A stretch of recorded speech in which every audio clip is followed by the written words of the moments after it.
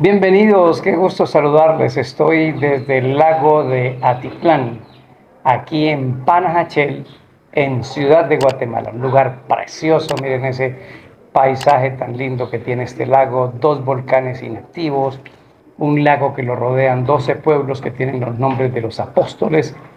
Lindo lugar para saludarles y decirles qué bueno que están con nosotros aquí en Lecciones de la Biblia para nuestro tema número 4 titulado Defendamos la verdad. Recordemos que estamos estudiando toda la historia de la iglesia desde que Cristo la fundó con los apóstoles hasta su segunda venida y los acontecimientos que van a suceder durante ese periodo de tiempo. Dios fue muy lindo en diseñar entre el libro de Apocalipsis y el libro de Daniel todo lo que le va a suceder a la iglesia aquí en la tierra. ¿Con qué fin? Tener información, estar preparados para las noticias que ocurren en el mundo y no estar tan alarmados como yo veo a mucha gente eh, aplicándole a la profecía cosas que no son. El eclipse nada tiene que ver con el fin del mundo, este eclipse que acaba de suceder, porque un eclipse es un fenómeno natural, como llover, como nevar, como salir el sol, porque los días oscuros que han ocurrido en la Tierra nunca han sido eclipses, sino fenómenos de Dios que están ligados a las profecías. Entonces, con el fin de no alarmarnos y no crear una sugestión falsa, pero también no dejar de lado la responsabilidad de predicar el Evangelio. Por eso Dios nos dejó todas estas noticias que estamos estudiando durante este trimestre. Y nos encanta tenerles con nosotros porque en el tema de hoy, que se llama Defendamos la Verdad, y el de esta semana, hablaremos de un periodo de tiempo duro, difícil para la iglesia, de mucha persecución, sin la Biblia en el lenguaje natural de las personas, sin la Biblia en una iglesia donde poder entenderla.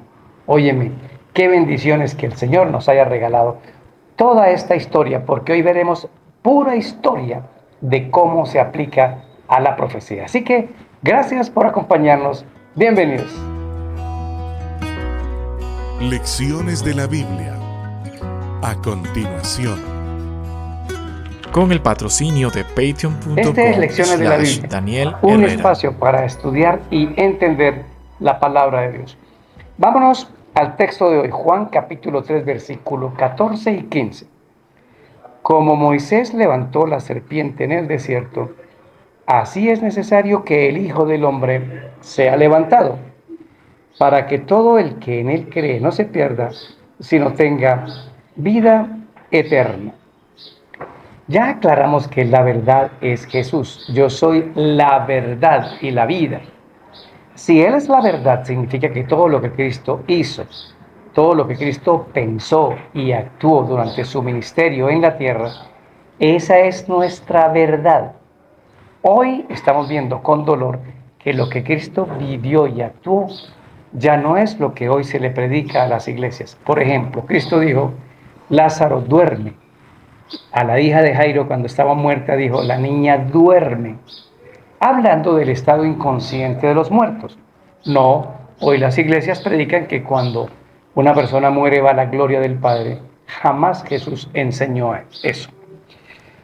Veamos hoy la historia de un periodo que se llamó la Edad Media y que trajo para la iglesia un momento muy complicado, pero que Dios la acompañó y Dios la preservó.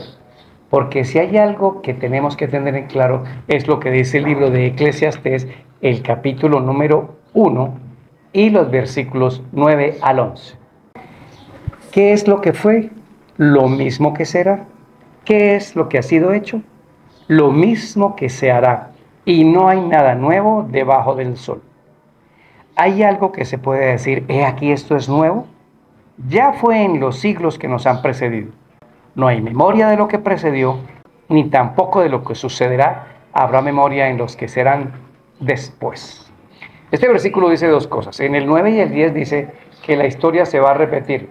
Las modas como la minifalda, el pantalón ancho, en la bota, el pantalón angosto, la música, todo se recicla, todo se repite Así que como la historia se repite, tenemos el mismo Dios, tenemos el mismo perverso diablo y tenemos en realidad al mismo ser humano con el mismo malo corazón. Toda esta historia que vamos a repasar el día de hoy y que estamos estudiando se va a repetir. La iglesia volverá a pasar por esos tiempos de tribulación. Pero de la misma forma como fue liberada la iglesia será liberada y cuidada. La Biblia no la tenían, la Biblia no la vamos a tener dentro de muy poco tiempo. Esa Biblia que usted tiene en la casa y que hoy puede leer será proscrita, no será quitada, será prohibida. ¿Por qué? Porque dice, lo mismo que fue es lo mismo que va a hacer. Pero en el versículo 11 dice que también perderemos memoria de la historia. Es decir, que el que no conoce la historia está condenado a repetir los errores de sus antepasados. Qué bueno que vamos a estudiar todo este tema, porque Cristo fue levantado en la cruz y Cristo volverá a ser levantado en la predicación del Evangelio. No se nos haga extraño que aquí Cristo se esté comparando él mismo con una serpiente, porque la serpiente es Satanás. En la crucifixión Cristo representaba todo el pecado nuestro. Parecía el malo del paseo, pero en realidad es Cristo todopoderoso. Vamos al punto número 1, la Edad Media y el oscurantismo. Aquí estudiaremos un poco de historia. Si usted mira, entre los años más o menos, el año 476 hasta el año 1492, ese periodo se le llama la Edad Media o también oscurantismo. ¿Por qué? Porque hubo oscuridad en todo el sentido de la palabra. Hubo oscuridad científica y médica, hubo un atraso en el conocimiento, hubo un atraso en las normas y en las leyes que regían el mundo. Las personas llegaron a esa oscuridad por una razón: no tenían Biblia. La iglesia de su tiempo, que ya veremos cuál es, quitó la Biblia dentro del pueblo y todo comenzó a ser predicado y a dar misa en latín. La gente no tenía una Biblia en la casa, así que los obispos y los prelados y los sacerdotes eran los únicos que tenían acceso a la palabra de Dios. Entonces fue un tiempo en donde el reino papal, el papado, el obispo de Roma, dominó al mundo a su antojo.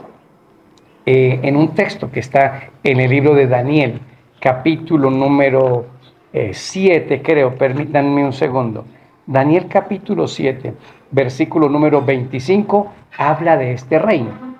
Hablará palabras contra el Altísimo, a los santos del Altísimo matará, y pensará en cambiar los tiempos y la ley, y serán entregados en su mano hasta tiempos y medio tiempo. En nuestro repaso último de la semana, del día viernes, vamos a explicar este texto con mucha claridad. No esté pendiente de esos repasos. Pero aquí dice que será un poder que se va a poner en lugar de Dios, que va a matar a los hijos de Dios y que va a cambiar la ley. Todo esto se cumplió durante el periodo papal de la Edad Media. Persiguió a la iglesia. Este periodo de la Edad Media o de la Inquisición, los hijos de Dios en la tierra fueron masacrados. Sume todos los muertos que hubo en la Primera y Segunda Guerra Mundial y en todo eso, eso no se compara con la cantidad de muertos cristianos que hubo en estos 1260 años de persecución papal llamado la Inquisición. Los hijos de Dios tuvieron que huir, fueron muertos. Millones de cristianos fueron masacrados y muertos en el mundo. Durante este periodo hubo un manejo del mundo tipo feudal. Roma y el Papa decidían qué rey se casaba con qué reina. Decidían cómo se repartían los territorios. Distribuyó la riqueza, acumuló la riqueza y también impuso su religión en el mundo. Y el que no tuviera los preceptos de Roma y del Papa era perseguido. Búsquese en un libro de historia qué es la Inquisición. En muchas ciudades construidas por España, me refiero por ejemplo a Cartagena, uno puede encontrar ahí lo que se llama el Palacio de la Inquisición. Y ahí están todos los elementos con los que los cristianos eran torturados. Ni siquiera me atrevo a manejarlos y a nombrárselos hoy, pero eran torturas infrahumanas, diabólicas. Bueno, este periodo de la Edad Media es el periodo del reinado papal que se conoce como los 1260 años de persecución. Y les repito, en el día viernes vamos a tratar este tema. De paso, suscríbase a la plataforma patreon.com/Daniel Herrera, porque ahí estudiaremos de Biblia, de profecía, veremos temas de familia y veremos temas también de liderazgo y emprendimiento. Vamos al segundo punto. En el segundo punto hablaremos un poco sobre la reforma. ¿Qué es la reforma? Al mismo tiempo que ocurrían estos años de oscurantismo, Dios decidió proteger la verdad. Aunque el mundo parecía todo oscuro, Dios siempre tuvo personas, pueblos que defendieron la verdad. ¿Qué se conoce como la Reforma? La Reforma es un movimiento de sacerdotes católicos que ellos sí podían leer la Biblia y en la Biblia, iluminados por Dios, comenzaron a encontrar una gran cantidad de inconsistencia entre lo que predicaba la Iglesia romana y entre lo que decía la Biblia. Esos primeros esfuerzos, por ejemplo, como el de Pedro Baldo, que era un rico terrateniente católico, van y consultan al Papa para ir y decirles, miren, no se parece lo que estamos viviendo a lo que tenemos hoy dentro de nuestra Iglesia Católica. Y en un principio fueron escuchados, pero finalmente fueron perseguidos. Entonces ellos iniciaron lo que se llama la Reforma Protestante. ¿Por qué Reforma Protestante? Porque dijeron, hay que reformar la Iglesia. Por ejemplo, uno de esos reformadores, el más nombrado de todos, pero hubo muchos, es Martín Lutero. Lutero es un hombre que consigue una Biblia en un monasterio. La Biblia está encadenada para que no se la robaran porque no habían Biblias. Y él comienza a estudiar la Biblia, un sacerdote católico. Y empezó a encontrar muchas cosas que no concordaban. Y entonces escribió las 95 tesis y las pegó en una iglesia en Alemania, en Wittenberg, como una forma de protesta. Así que los sacerdotes católicos protestaron. Muchos políticos, llamados los príncipes de la protesta en toda Europa, esos príncipes protestaron desde sus cargos públicos y por eso todo este movimiento de volver a recuperar la verdad, de defender la verdad, se llamó la Reforma Protestante. Pero miren que es muy interesante que la Reforma Protestante comenzó con sacerdotes católicos, con príncipes y reyes católicos que comenzaron a protestar. Por ejemplo, una de esas propuestas se llamó las bulas papales. ¿Qué era la bula papal? Resulta que usted, un hombre rico, podía ir a una iglesia católica y comprar perdón de pecados. Búsquelo, bula, con B alta. Entonces yo, como era muy rico, decía, quiero comprar mi perdón de pecados para 10 años. Y yo pagaba y me daban un escrito de perdón anticipado para 10 años. En la medida en que yo pecaba, fornicaba, robaba, mataba a alguien, me iba descontando de esa bula el crédito de perdón de pecados. Con estas bulas fueron construidas todas las iglesias en ese tiempo, que hoy conocemos como la iglesia de Notre Dame, la iglesia del Vaticano, todas esas iglesias famosas y lindas que durante periodos de más de 200, 300 y 500 años se financiaron todas esas iglesias con estas bulas. Las doctrinas comenzaron a ser recuperadas. Ahora, ¿quiénes son estas personas? Bueno, fueron hombres de Dios, de la Iglesia Católica, que se sintieron inconformes entre lo que dice la palabra de Dios y lo que decía la Iglesia y protestaron. Por eso se llama la Reforma Protestante. Vamos al punto número 3. Hablemos de los reformadores. Aquí durante esta semana lo vamos a estudiar porque esta será una semana de mucho estudio de historia, porque el que no conoce la historia no sabe lo que sucedió y puede repetirlo. Pero también dijimos que la historia se va a repetir. Todo esto que ocurrió se va a volver a repetir. ¿Quiénes son ellos? Yo tengo aquí anotados algunos. Por ejemplo, tenemos a Juan Wycliffe, que es uno de los primeros, por eso se llama el lucero de la Reforma Wycliffe, que empezó en Inglaterra. Tenemos a Hus y Jerónimo. Hus predicó en Praga, en Checoslovaquia.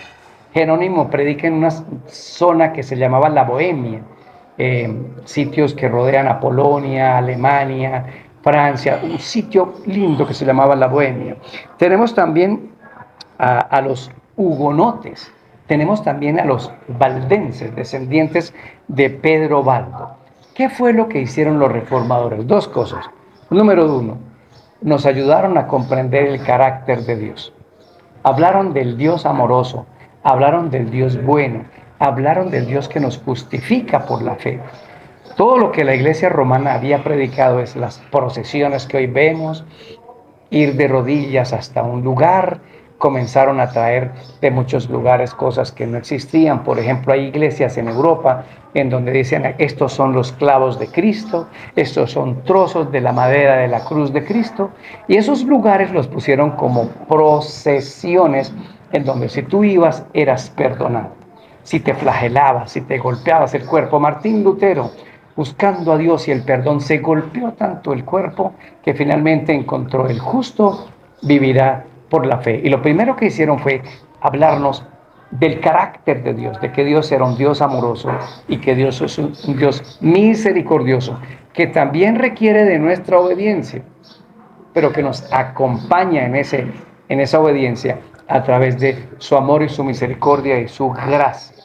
Pero la segunda cosa que hicieron fue rescatar las verdades bíblicas. Miren que esas verdades bíblicas, como la ley de Dios, el sábado, el estado inconsciente de los muertos, el bautismo por inmersión, Cristo como único intercesor y no María y los apóstoles, todas esas eran verdades que habían caído. Por eso este periodo de 1260 años también se conoce como el periodo de la Edad Media u oscurantismo. Entonces los reformadores comenzaron a estudiar otra vez la Biblia. Durante este periodo, personas como Wycliffe, como Tyndale, como Lutero, comenzaron a pasar la Biblia al inglés, al alemán, y luego los Reina Valeras al español. Entonces, claro, las personas comenzaron a tener la Biblia en su propio idioma, en su propio lenguaje, y comenzaron a ser rescatadas las verdades. Lamentablemente, cada reformador murió y no alcanzó a rescatar la verdad. Es que esto es un periodo. Por ejemplo, si yo miro un poco a Juan Wycliffe, Wycliffe habló por allá en 1370 hasta 1400, entonces es un periodo de cientos y cientos de años. Y claro, los reformadores murieron sin haber hecho la reforma.